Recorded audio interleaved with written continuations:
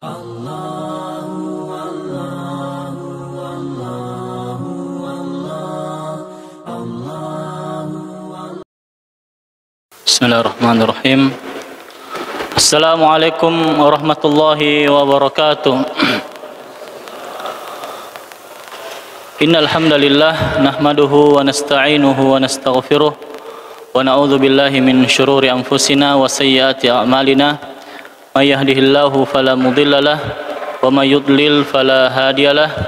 Asyhadu an la ilaha illallah wahdahu la syarikalah wa asyhadu anna Muhammadan abduhu wa rasuluh. Allahumma salli wa sallim wa barik ala nabiyyina Muhammadin wa ala alihi wa ashabihi wa man tabi'ahum bi ihsanin ila yaumiddin. Amma ba'du. Jamaah Masjid Ar-Rahman rahimani wa rahimakumullahu taala jami'an. Pada pertemuan yang lalu kita telah membahas tentang keutamaan atau anjuran khusyuk ya dalam solat. Bagaimana ketika kita solat kita menghadirkan yang namanya ketenangan, ketentraman, kekhusyuan. Jangan ada ketergesa-gesaan dalam solat kita, karena di antara orang yang solat ada yang mendapatkan hanya 1/10-nya saja, 1/9-nya saja, 1/8, 1/7, 1/6, 1/5, 1/4, 1/3 dan 1/2, dan ada juga yang mendapatkan yang pahala yang sempurna karena kekhusyuan yang dia hadirkan ketika dia solat.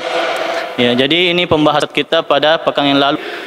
Karena pembahasan ini adalah pembahasan yang penting, seyogyanya, sebagusnya, ya, sebaiknya kita menghadiri majelis-majelis, ya, karena dengan mendengarkan, menghadiri majelis keutamaan-keutamaan, ya, terutama keutamaan solat, kita bisa lebih semangat dalam mengerjakan dan melakukan yang namanya kewajiban kita sebagai kaum muslimin, yaitu solat fardu, ya, secara 5 waktu. Kemudian jamaah sekalian rahimakumullah, di sini kami tidak ingin membahas tentang keutamaan daripada solat, namun kami ingin menjelaskan sedikit tentang tata cara, ya, tata cara atau fikih, ya, bagaimana seharusnya seorang muslim itu solat sebagaimana tuntunan Rasulullah sallallahu alaihi wasallam. Pentingnya, ya, kita solat sebagaimana tuntunan Rasulullah sallallahu alaihi wasallam, yang dimana di dalam hadis disebutkan sallu kama raaitumuni usolli, ya, solatlah kalian sebagaimana kalian melihatku solat. Tentunya kita tidak bisa melihat langsung Rasulullah SAW pada saat zaman sekarang ini, karena beliau sudah wafat, dan kita hanya bisa melihat dari penjelasan-penjelasan hadis-hadis Rasulullah SAW dan penjelasan-penjelasan sahabat-sahabat beliau yang mulia ketika melihat tata cara Rasulullah SAW melakukan yang namanya solat itu. Kemudian jamaah sekalian rahimakumullah, kita ringkas, ya, karena waktu hanya sekitar setengah jam saja. Penjelasan tata cara solat, ya, meskipun sudah kita dengar berkali-kali, namun kita perlu mengulang karena kadang kita luput dari yang namanya penjelasan tentang solat itu. Di sini ada banyak, ya, penjelasannya, namun kita akan ringkas insyaallah dengan menghargai waktu yang ada. Yang pertama jamaah sekalian rahimakumullah, ya, tentunya ketika kita hendak solat kita perlu berniat, ya, berniat. Ini yang paling pertama dan utama. Ketika kita ingin mengerjakan yang namanya solat, kita berniat apakah solat yang kita kerjakan adalah solat wajib atau solat sunnah. Apakah solat yang kita kerjakan adalah solat zuhur, asar, maghrib, isya atau subuh.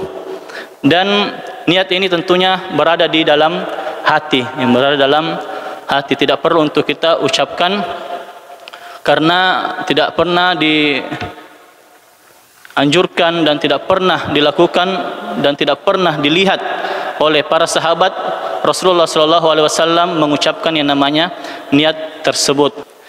Dan kita telah mengetahui tentang innamal a'malu binniyat, ya, sesungguhnya amalan itu tergantung pada niatnya. Maka sebelum kita solat, kita hadirkan yang namanya niat solat itu. Dan kita buang semua pikiran-pikiran tentang dunia, ya, pikiran-pikiran jual beli kita, pikiran-pikiran usaha kita, dagang kita, pikiran-pikiran pekerjaan kita, pikiran-pikiran keluarga kita, dan kita fokuskan hanya untuk solat saja, ya. Dan itu bisa menghadirkan kekhusyuan nantinya pada saat kita menghadap Allah Subhanahu wa taala. Kemudian di sini disebutkan tentang berdiri untuk melaksanakan solat. Ya, berdiri dalam melaksanakan solat adalah salah satu rukun, ya, salah satu rukun solat, di mana tidak sah solat seseorang ketika dia tidak berdiri, kecuali jika dia tidak mampu. Jadi ada pengecualian, ketika dia mampu berdiri maka dia harus berdiri. Jika dia tidak mampu maka disitulah diberikan kompensasi untuk tidak berdiri. Ketika dia bisa duduk maka duduk. Ketika dia tidak bisa berdiri maka duduk. Ketika dia tidak bisa duduk maka berbaring, ya. Atau ketika dia tidak bisa lagi menggerakkan gerakan-gerakan tangannya, kakinya dan seterusnya, maka semampunya yang dia bisa lakukan. Yang penting dia solat. Yang penting dia solat. Dan berdiri jamaah sekalian ini tidak disebutkan di sini.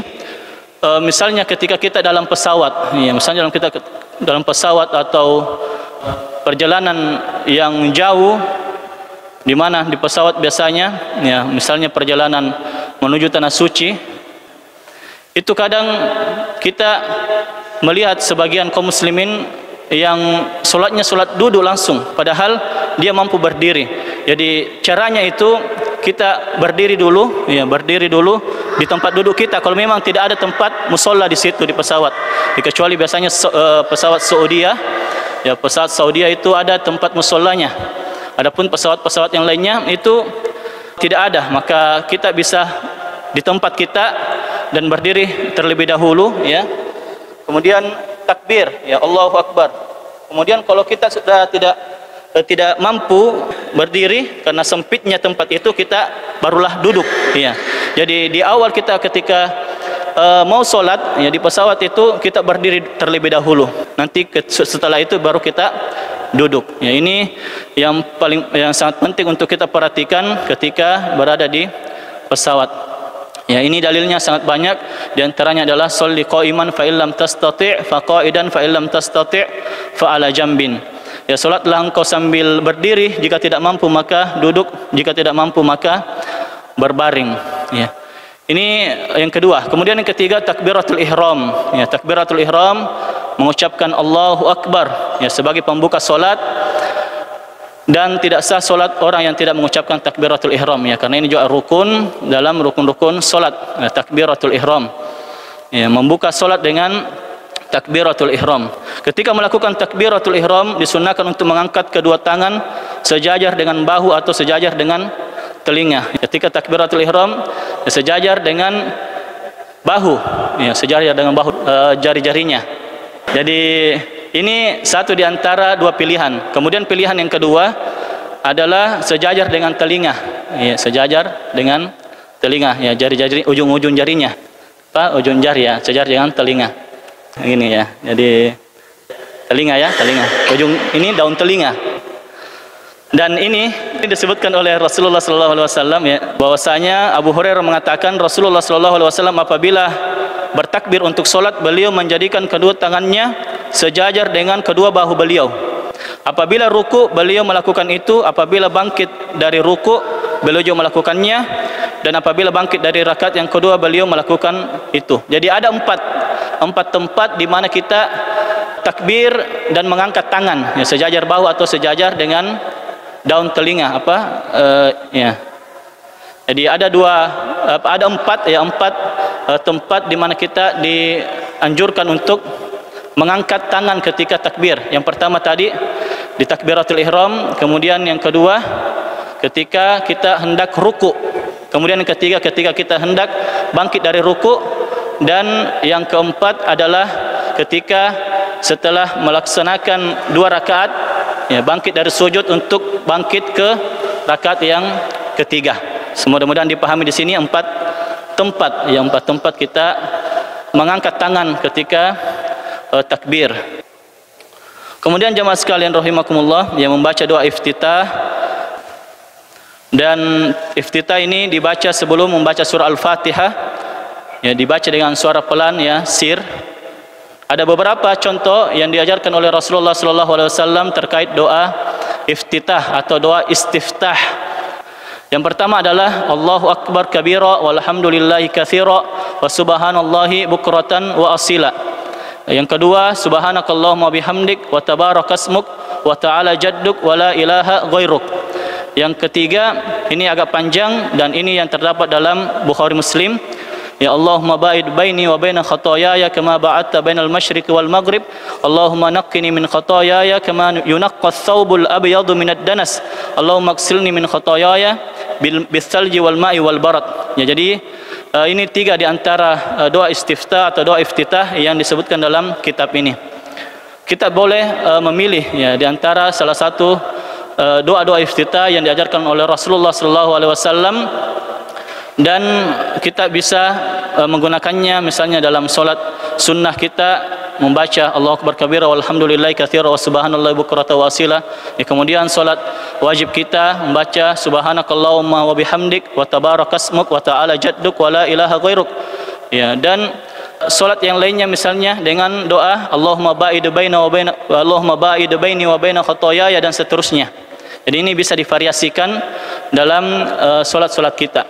Kemudian jamaah sekalian rahimakumullah, membaca surah Al-Fatihah. Yang membaca surah Al-Fatihah termasuk juga rukun solat. Ya, rukun solat. La salata liman lam yaqra bi Fatihatil kitab. Ya, tidak ada solat bagi yang tidak membaca surah Al-Fatihah. Dan sebelum membaca surah Al-Fatihah, ya, kita berta'awudz dulu. Ya, setelah doa istiftah kita a'udzubillahi minasyaitonirrajim, bismillahirrahmanirrahim, alhamdulillahi rabbil alamin, dan seterusnya. Kemudian jamaah sekalian rahimakumullah, mengenai basmalah, ya, basmalah ini bismillahirrahmanirrahim ketika solat jahar, ketika solat maghrib, isya atau subuh, apakah dikeraskan atau tidak? Maka ulama berbeda pendapat, dan yang kuat di antara pendapat-pendapat yang ada adalah tidak dijaharkan. Jadi langsung alhamdulillahirabbil alamin, meskipun kita tetap membaca bismillahirrahmanirrahim dengan suara lirih, ya, suara yang tidak keras. Beda dengan ketika membaca alhamdulillahirabbil alamin. Jadi takbiratul ihram, Allahu Akbar, kemudian doa istiftah, kemudian a'udzubillahi minasyaitonirrajim, bismillahirrahmanirrahim dengan suara lirih semua ini. Istiftah, ta'awudz dan bismillahirrahmanirrahim semuanya lirih, ya, semuanya sir, ya, semuanya tidak dikeraskan. Barulah kemudian alhamdulillahi rabbil alamin arrahmanirrahim dan seterusnya itu yang dikeraskan. Ini sebagaimana sabda pendapat yang kuat berdasarkan hadis Anas, ya, radhiyallahu anhu, bahwa Nabi sallallahu alaihi wasallam, Abu Bakar dan Umar memulai solat dengan langsung mengucapkan alhamdulillahi rabbil alamin. Dan di dalam riwayat yang lain mengatakan mereka tidak mengeraskan bismillahirrahmanirrahimnya. Jadi ini terkait basmalah, ya, ketika kita ingin membaca surah Al-Fatihah. Meskipun kalau misalnya, ya, kita disuruh imam di suatu tempat yang masih kental jahar basmalahnya, maka kita perlu menjaharkan basmalah di situ, ya, bismillahirrahmanirrahim. Ya, sebagaimana Imam As-Sudais ketika datang ke Masjid Al-Istiqlal, ya, beliau mengeraskan basmalahnya karena mengetahui di sana dijaharkan basmalah ketika solat.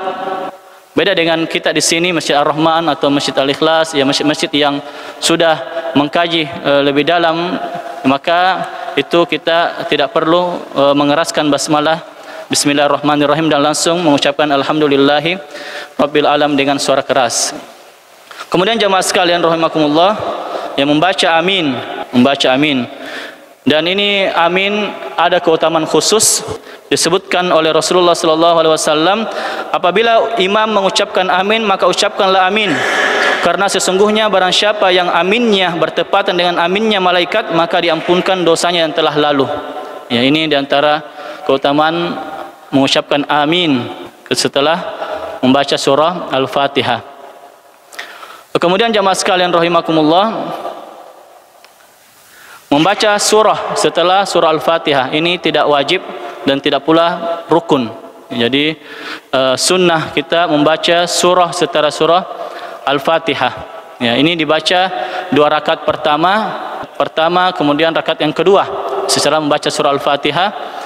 Dan pada saat solat sir, ya solat zuhur, asar, itu kadang Rasulullah SAW memperdengarkan sedikit bacaan Al-Fatihahnya dan bacaan surah setelahnya, ya, dengan suara-suara yang agak terdengar sedikit meskipun tidak keras, ya.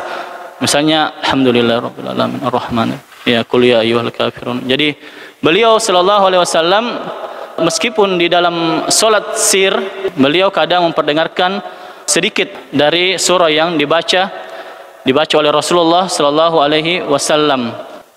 Kemudian ruku. Ya, ruku adalah salah satu rukun solat. Ya, beberapa hal yang perlu diperhatikan. Ya, bertakbir ketika akan ruku sambil mengangkat kedua tangan seperti saat takbiratul ihram. Ya, bertakbir hendak ruku, ya, sambil mengangkat tangan, ya, apakah sejajar dengan bahu atau sejajar dengan daun telinga. Meletakkan dan menggenggamkan kedua telapak tangan di kedua lutut dengan merenggangkan jari-jari serta menjauhkan kedua siku dari sisi badan. Ya, jadi ketika ruku, ya, ruku, kedua telapak tangan diletakkan di lutut, digenggam, ya, digenggam sambil merenggangkan jari-jari serta menjauhkan kedua siku dari sisi badan. Ini untuk orang-orang yang tinggi biasanya. Adapun orang-orang yang pendek atau orang-orang yang sedang, itu kadang kalau terlalu dijauhkan, maka rukuknya akan ke bawah. Kalau misalnya orang tinggi, biasa itu lebih dibutuhkan untuk seperti itu. Kemudian meratakan punggung, ya, rata punggungnya, punggung rata, ya, tidak mengangkat kepala dan tidak pula menundukkannya. Ya, di sini disebutkan dalam satu hadis, Wabisah bin Ma'bad radhiyallahu anhu berkata, saya melihat Rasulullah SAW solat, maka apabila beliau ruku, beliau meratakan punggungnya sehingga apabila dituangkan air di atasnya, maka air itu tidak akan tinggal tumpah. Kemudian tumak ninah, ya, tumak ninah jamaah sekalian rahimakumullah, ini merupakan rukun, ya, beda dengan khusyuk. Tumak ninah dan khusyuk ada hubungan yang kuat, namun tumak ninah ini itu tidak tergesa-gesa. Ketika semua sudah sempurna, ketika ruku, tulang-tulang atau ruas-ruas itu sempurna pada tempatnya, maka sudah bisa bangkit dari ruku. Ya, kalau misalnya belum sempurna, langsung ruku langsung naik, bangkit, atau sujud langsung naik, maka itu yang tidak tumak ninah. Adapun khusyuk, ya, khusyuk ini ulama berbeda pendapat, ada yang mengatakan wajib, ada yang mengatakan sunnah. Namun khusyuk adalah inti daripada solat itu, ya. Makanya ketika kita menginginkan khusyuk dalam solat, hilangkan dulu semua pikiran-pikiran dunia kita, ya, sebelum kita melaksanakan solat. Jangan kita pikirkan macam-macam. Kita pikirkan Allah Subhanahu wa Ta'ala yang sedang kita menghadap kepadanya, dan pikirkan apa yang dibacakan oleh imam. Misalnya ayat-ayat yang kita hafal, ya, kita usahakan renungi, meskipun kita kadang tidak mengerti, paham, ataupun hafal ayat-ayat yang tidak kita hafal, ya, kita renungi saja bacaan, ya, seakan-akan kita membacanya juga. Jangan kita melamun atau pikiran kemana-mana, ya. Makanya kadang setelah solat kita lupa, ya, apa yang dibaca imam tadi. Ini perlu untuk menghadirkan kekhusyuan di dalam solat kita. Meskipun ketika seseorang tidak terlalu khusyuk, itu tidak membatalkan solat. Adapun ketika tidak tumak ninah, itu yang membatalkan solat. Ya, posisinya belum sampai pada tulang-tulang yang atau ruas-ruas tulang yang sempurna. Jadi jamaah sekalian rahimakumullah, ini tentang tumak ninah, ya. Begitupun tumak ninah ketika bangkit dari ruku, ya, tumak ninah ketika sujud, tumak ninah ketika duduk di antara dua sujud, dan tumak ninah ketika berdiri dan tasyahud. Adapun bacaan-bacaan ruku, ya, ada banyak juga. Di sini disebutkan 3 juga, ya, sebagaimana bacaan doa istiftah tadi. Di sini bacaan ruku, Subhana Rabbiyal Azim, ya, sebanyak 3 kali, ya, Subhana Rabbiyal Azim, Subhana Rabbiyal Azim sebanyak 3 kali. Kemudian ada juga subuhun qudusun rabbul malaikati warruh. Ya, ini satu kali, subuhun qudusun rabbul malaikati warruh. Ya, ada juga subhanakallahumma rabbana wa bihamdik Allahumma ighfirli. Ya, subhanakallahumma rabbana wa bihamdik Allahumma ighfirli. Ya, ini ada PDF-nya jamaah sekalian, insyaallah kami akan kirim nanti di grup. Ya, bisa disebar ya. Ini disusun oleh Markas Inayah ya, tim ilmiah Indonesia Community di Riyadh di Arab Saudi.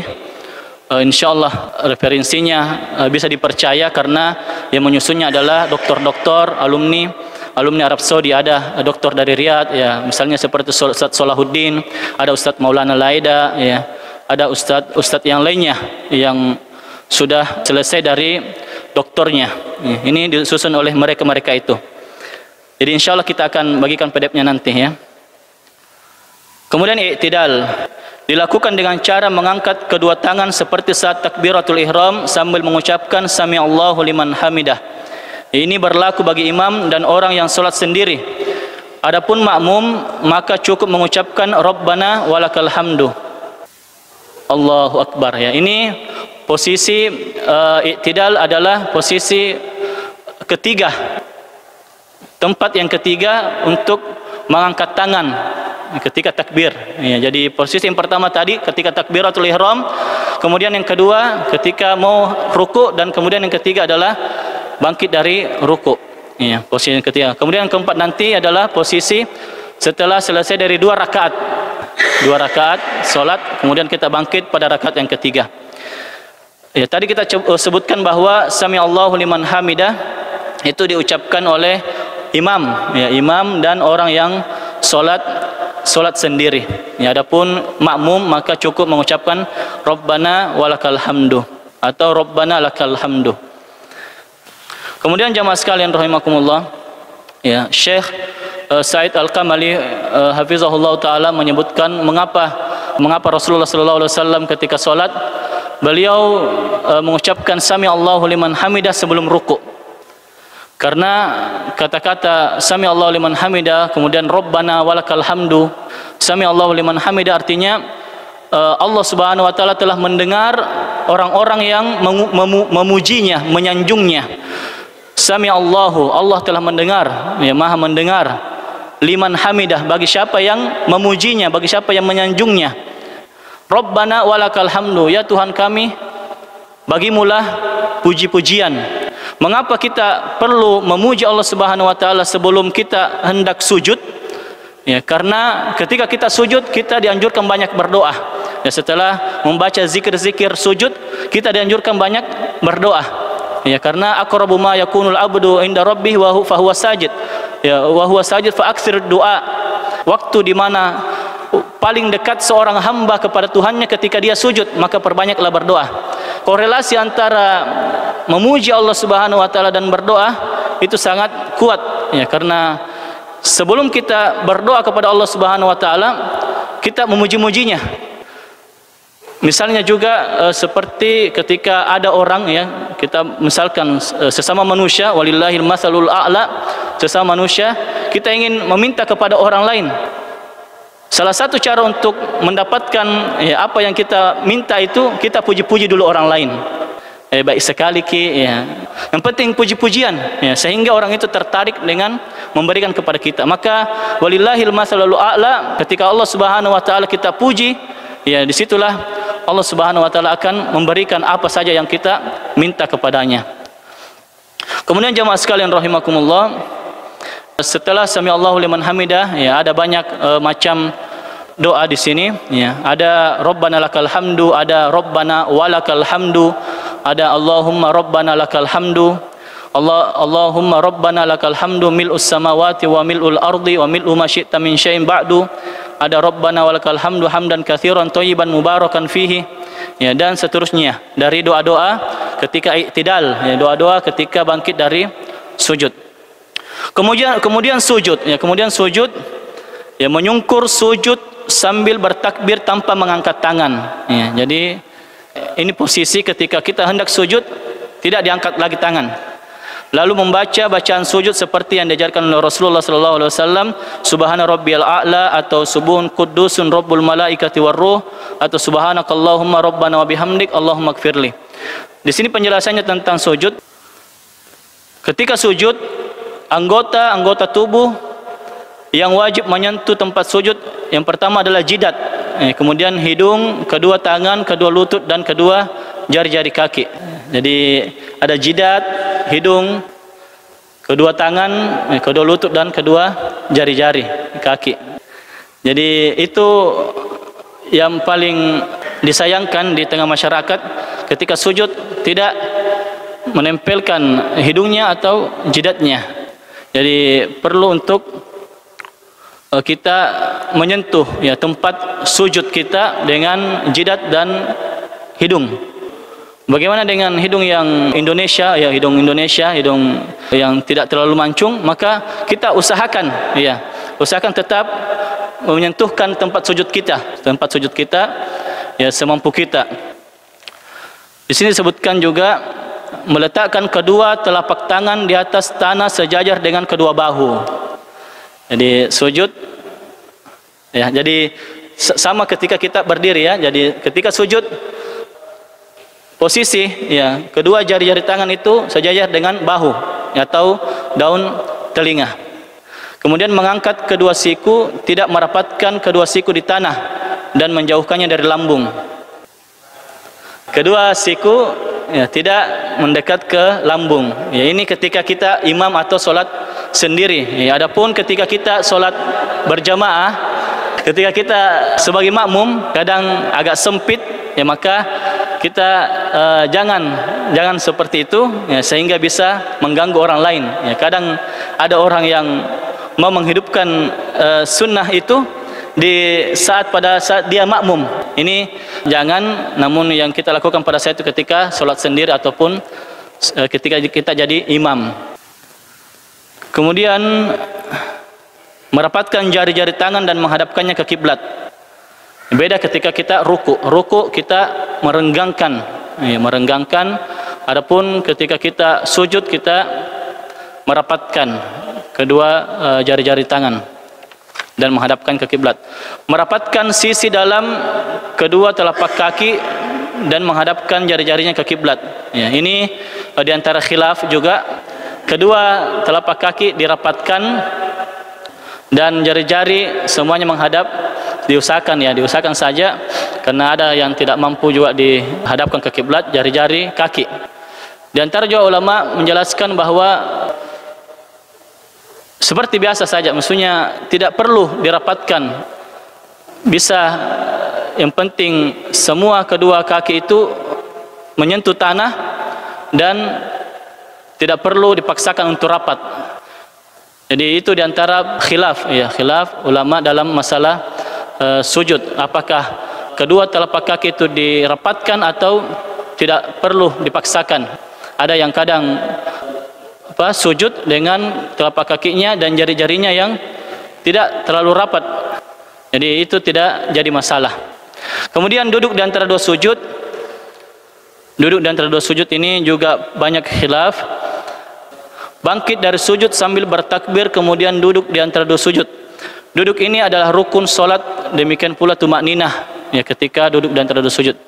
Jenis duduknya adalah iftirash, menduduki telapak kaki kiri dan menegakkan telapak kaki kanan. Dan boleh juga dengan cara menegakkan kedua telapak kaki dan merapatkannya lalu duduk di atas tumit. Jadi boleh seperti itu. Namun yang rajih ya, pendapat yang kuat dari masalah ini adalah duduk iqa ya seperti tadi. Yang contoh kedua itu adalah mansukh, sudah terhapus hukumnya.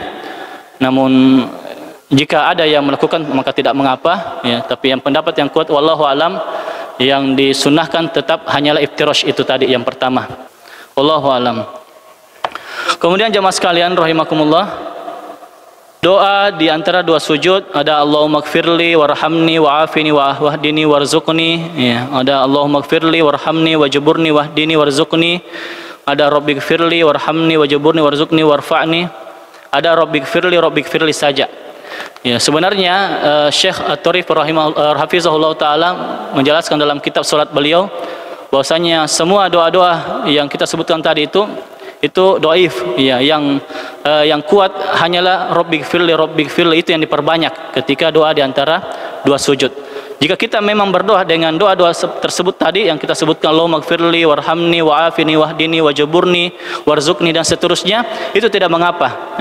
Tapi dari sisi sanad hadis, yang paling kuat di antara doa-doa tersebut hanyalah rabbighfirli sebanyak-banyaknya yang kita bisa ucapkan. Wallahu alam. Ya, ini banyak ya pendapat-pendapat di antara para ulama yang bisa kita jadikan acuan dalam solat-solat kita, dan semuanya sah. Kemudian bangkit menuju rakaat berikutnya. Di sini disebutkan ya, duduk istirahat, yaitu duduk sejenak setelah bangkit dari sujud sebelum berdiri ke rakaat berikutnya. Ini juga khilaf ya. Dan ada juga sujud langsung bangkit. Ini disebutkan oleh para ulama jamaah sekalian rahimakumullah. Duduk istirahat itu adalah duduk yang dilakukan oleh Nabi sallallahu alaihi wasallam ketika sudah tua, sudah menjelang sakit-sakitannya beliau dan sudah di akhir-akhir hidup beliau, ya, sehingga ada di antara sahabat yang baru datang yang melihat beliau duduk istirahat sebelum bangkit ke rakaat berikutnya. Adapun sujud kemudian langsung bangkit itu juga ada riwayatnya, dan wallahu alam, ya, boleh kita melakukan salah satu di antara keduanya. Jika ada yang langsung bangkit maka tidak mengapa, karena Rasulullah SAW pernah melakukannya dan juga para sahabat, dan juga ketika mau duduk istirahat dulu maka itu juga tidak mengapa. Namun yang perlu diperhatikan adalah ya, jangan sampai kita mendahului imam ketika bangkit dari sujudnya. Kadang imam itu lambat sekali ya berdiri. Jangan kita langsung berdiri, ya, kita tunggu dulu imam berdiri kemudian kita berdiri. Apalagi imam yang nanti Allahu Akbarnya lebih dahulu daripada gerakannya, itu biasa kita terkecoh, ya, apalagi kalau kita tidak lihat imamnya. Kalau memang kita ketahui imam tersebut duluan Allahu Akbarnya, takbirnya sebelum dia bergerak, maka jangkit dulu langsung. Kita tunggu dulu sebelum kita beranjak bangkit dari tempat sujud kita. Di sini disebutkan ya, bertelekan di atas tanah ketika akan berdiri menuju rakaat berikutnya dan mengepalkan kedua telapak. Ya, ini juga khilaf. Kita bisa mengepal begini ya, kemudian berdiri. Bisa seperti itu, bisa juga dengan ini, atau bisa langsung ketika sujud kita bangkit langsung tanpa meletakkan ya tangan. Ya, kita tetap ya mengepal. Ya, di sini disebutkan hadisnya, Al-Arzaq bin Qais berkata, saya melihat Ibnu Umar bertelekan dengan mengepalkan tangan dan solat apabila dia bangkit. Lalu aku menanyakan kepadanya, dia menjawab, saya melihat Rasulullah SAW melakukannya. Ya, jadi ini diantara tata cara yang dilakukan oleh Rasulullah SAW, mengepalkan tangan ketika bangkit dari sujud. Ya, dan bisa juga kita melepaskannya. Kemudian jamaah sekalian rahimakumullah, duduk tasyahud awal.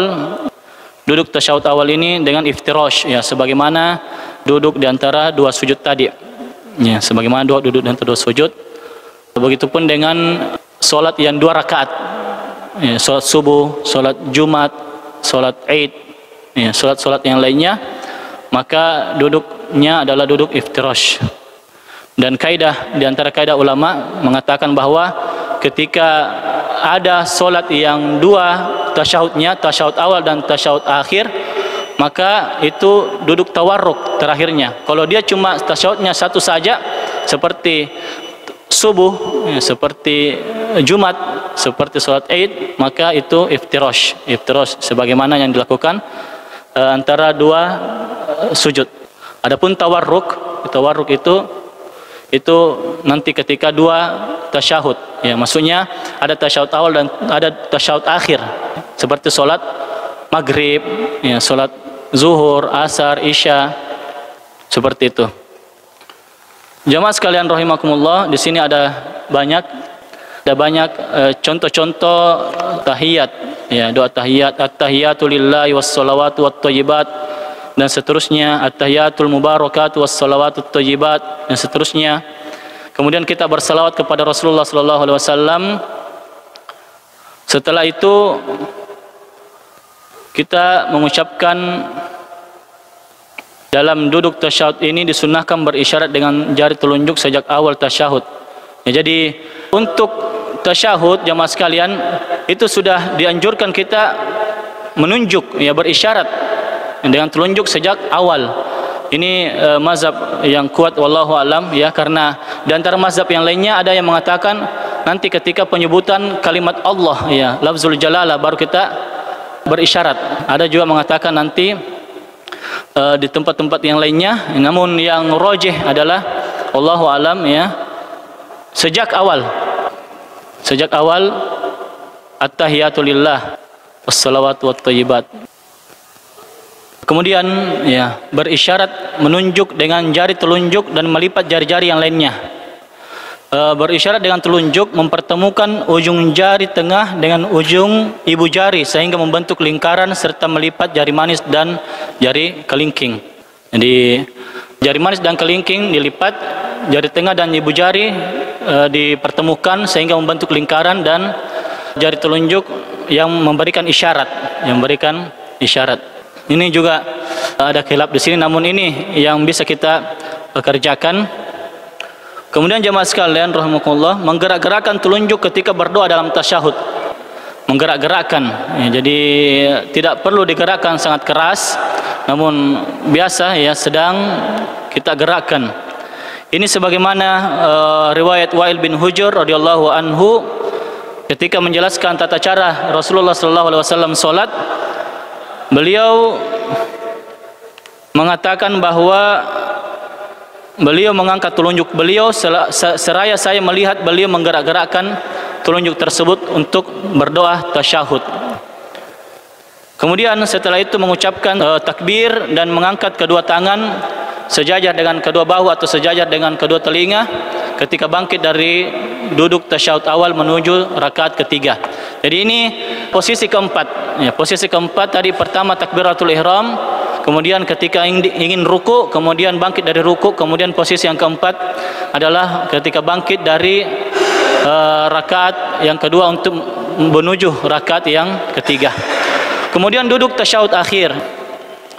Duduk tasyahud akhir ini bacaannya serta salawat termasuk rukun-rukun salat. Jadi untuk tasyahud awal jamaah sekalian itu tidak sampai rukun, namun wajib. Jika ada seseorang dia lupa tasyahud awal, dia langsung bangkit ke rakaat ketiga. Ketika posisinya sudah sempurna, ya, pada rakaat ketiga dia tidak mengulangi lagi tasyahud awalnya, ya, tidak kembali lagi untuk tasyahud awal, tidak perlu. Nanti dia sujud sahwi. Ya, adapun tasyahud akhir ini yang menjadi rukun, ya, apakah tasyahud akhir bagi solat yang 2 rakaat atau 3 rakaat atau yang 4 rakaat. Ya, jenis duduknya adalah duduk tawarruk, yang menegakkan telapak kaki kanan dan menyilangkan kaki kiri di bawah kaki kanan, kemudian duduk di atas lantai. Ya, sudah tadi dicontohkan untuk yang solat yang punya 2 tasyahud, tasyahud awal dan tasyahud akhir. Adapun yang cuma satu tasyahudnya tasyahud akhir saja, maka duduknya iftirash. Ya, namun tidak mengapa kalau misalnya ada yang tawarruk juga, tetap sah solatnya. Kemudian jamaah sekalian rahimakumullah, selanjutnya membaca tahiyat, ya, berselawat kepada Rasulullah sallallahu alaihi wasallam, ya, sudah kita sebutkan. Untuk tasyahud awal cukup sampai Allahumma shalli wa sallim ala nabiyina Muhammad, ya, kemudian berdiri. Ya, tidak perlu lengkap yang panjang, tidak sebagaimana ketika tasyahud akhir. Tasyahud akhir ini yang lengkap dan panjang, karena setelah salawat pada tasyahud akhir itu dianjurkan kita berdoa. Ya, bahkan di antara ulama ada yang mewajibkan doa setelah tasyahud akhir itu. Doa Allahumma inni a'udzubika min azabi jahannam wa min azabil qabr wa min fitnatil mahya wa min umul umamat wa min syarri fitnatil masih dajjal. Di antara ulama ada yang mewajibkan doa ini. Dan setelah tasyahud dan bersalawat kepada Rasulullah sallallahu alaihi wasallam. Maka ini perlu kita hafal ya, doa ini. Allahumma inni a'udzubika min adzabi jahannam wa min adzabil qabr wa min fitnatil mahya wal mamat wa min syarri fitnatil masiihid dajjal. Ya, dan antara selesainya kita tasyahud kemudian berselawat sampai salam ya, antara tasyahud, salawat dan salam itu, antara salawat dan salam itu di antara waktu atau tempat kita dianjurkan memperbanyak berdoa ya, memperbanyak berdoa, karena itu juga di antara waktu mustajab kita berdoa kepada Allah Subhanahu wa taala. Di antara doa yang dianjurkan di sini, Allahumma inni zalamtu nafsi zulman katsira wa la yaghfiru dzunuba illa ant faghfir li maghfiratan min indik warhamni innaka antal ghafurur rahim. Dan doa-doa yang lainnya disebutkan di dalam buku ini. Kemudian yang terakhir, yang mengucapkan salam, memalingkan wajah ke kanan kemudian ke kiri hingga kelihatan pipi dari belakang. Jadi pipi yang sebelah kanan kelihatan dari belakang. Ya, dan pipi sebelah kiri juga kelihatan dari belakang. Jadi usahakan betul-betul itu menghadap ke kanan. Jadi itu untuk ketika salam ya, ketika salam kita memalingkan wajah ke kanan kemudian ke kiri. Dan yang terakhir mengucapkan assalamualaikum warahmatullahi wabarakatuh. Assalamualaikum warahmatullahi wabarakatuh. Ini sudah penutup dan insyaallah kita akan bagikan PDF-nya di grup-grup. Kita tutup jamaah sekalian dengan beristighfar kepada Allah Subhanahu wa taala dan meminta tambahan ilmu, apalagi ilmu tentang solat ini ya. Dan solat sebagaimana disebutkan oleh Ustaz Yusron pada pekan yang lalu bahwa awwalu ma yuhasabu bihil abdu yaumal qiyamah as-shalah idza saluhat saluha sairu amalihi. Yang paling pertama yang dihisab, dicek ya, diperiksa oleh Allah Subhanahu wa taala pada hari kiamat dari amalan kita adalah solat. Jika baik solat kita, maka baiklah seluruh amalan-amalan yang lain ya. Solat sebagaimana disebutkan oleh Ustaz Yusran juga seperti paspor.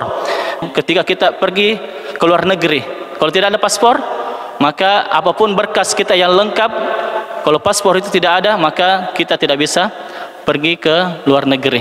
Jadi itu jamaah sekalian, kita tutup dengan doa kafaratul majlis. Subhanakallahumma bihamdik asyhadu an la ilaha illa anta wa astaghfiruka wa atubu ilaik. Wassalamualaikum warahmatullahi wabarakatuh.